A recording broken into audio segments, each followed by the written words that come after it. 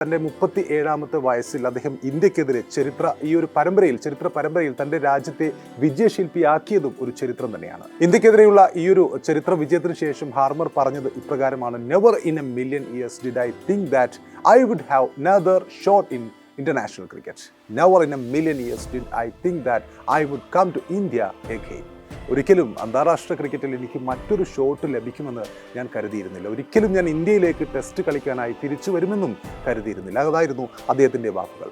ആ വാക്കുകളിലെ അവിശ്വസനീയത പോലെ തന്നെയാണ് അദ്ദേഹത്തിൻ്റെ കരിയറും. നേരത്തെ പറഞ്ഞതുപോലെ 2015 ഇന്ത്യൻ പര്യടനത്തിൽ 10 വിക്കറ്റുകളാണ് ഹാർമർ നേടിയതെങ്കിലും സൗത്ത് ആഫ്രിക്കയെ അന്ന് ഇന്ത്യ തോൽപ്പിച്ചത് 3-0.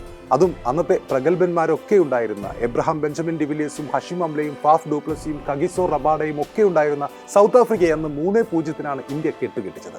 അപ്പോൾ അതിനുശേഷം വീണ്ടും ഈ 10 വർഷത്തിന് ശേഷം സൗത്ത് ആഫ്രിക്ക ഇവിടെ എത്തി 2-0 ഇന്ത്യയെ കീഴടക്കിയപ്പോൾ, ഇന്ത്യൻ മണ്ണിൽ ഇന്ത്യയെ കീഴടക്കിയപ്പോൾ അവരുടെ നായകനായി നിൽക്കുകയാണ് ഇതേ ഹാർമർ.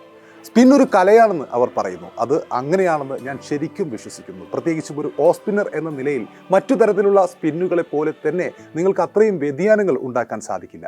വ്യത്യസ്ത സാഹചര്യങ്ങളിൽ കളിക്കുമ്പോൾ നിങ്ങൾ പരിഹാരങ്ങൾ കണ്ടെത്തേണ്ടതുണ്ട്, മെച്ചപ്പെടാനുള്ള വഴികൾ കണ്ടെത്തേണ്ടതുണ്ട്, പരിണമിക്കേണ്ടതുണ്ട്. ഞാൻ മുമ്പുള്ളതിനേക്കാളും മികച്ച ബോളറാണെന്ന് ഇപ്പോൾ കരുതുന്നു. എന്നാൽ എന്നെ രവിചന്ദ്രൻ അശ്വിനുമായോ നഥാൻ ലിയോണുമായോ ഒരിക്കലും താരതമ്യപ്പെടുത്തരുത്. രവി അശ്വിനെ പോലുള്ള ഒരാളെ നിങ്ങൾ നോക്കൂ. അദ്ദേഹം എന്താണ് ചെയ്തത്? 2015 10 വർഷം മുമ്പ് ഞങ്ങൾക്കെതിരായ 3 ടെസ്റ്റ് മത്സരങ്ങളിൽ നിന്നും അദ്ദേഹം 31 വിക്കറ്റുകളാണ് വീഴ്ത്തിയത്. ഇനി നഥാൻ ലിയോൺ ആണെങ്കിൽ അദ്ദേഹം എന്താണ് ചെയ്തതെന്ന് നോക്കൂ. അദ്ദേഹം 500-ലധികം ടെസ്റ്റ് വിക്കറ്റുകൾ വീഴ്ത്തിയിട്ടുണ്ട്. ഒരു വ്യക്തി എന്ന നിലയിലും ഒരു ക്രിക്കറ്റ് കളിക്കാരൻ എന്ന നിലയിലും ഞാൻ ആരാണെന്ന് ഇപ്പോൾ എനിക്കറിയാം. എനിക്കതിൽ വളരെ സന്തോഷമുണ്ട്. ഹാർമർ കഴിഞ്ഞ ടെസ്റ്റ് പരമ്പരയ്ക്ക് ശേഷം പറഞ്ഞത് ഇങ്ങനെയാണ്, സ്വന്തത്തെക്കുറിച്ചുള്ള ഈ വാക്കുകൾ.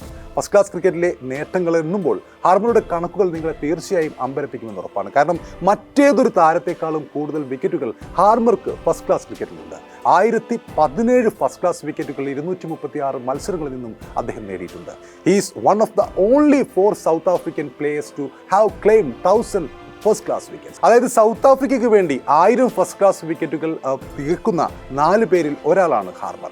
അപ്പോൾ ഇത്രയും വലിയ റെക്കോർഡുകൾ സ്വന്തമായുള്ള താരമായ ഹാർമർ കേശവിനൊപ്പം ടീമിലെ 2ാം സ്പിന്നർ ആണെങ്കിലും ഇന്ത്യ തീർച്ചയായും ഈ ടെസ്റ്റ് പരമ്പരയ്ക്ക് മുമ്പ് അദ്ദേഹത്തിനെതിരെ കൂടി ബാലപാഠങ്ങൾ പഠിക്കേണ്ടിയിരുന്നു, തന്ത്രങ്ങൾ മെനയേണ്ടിയിരുന്നു. കാരണം Simon Harmer knows how to dominate in Indian pitches.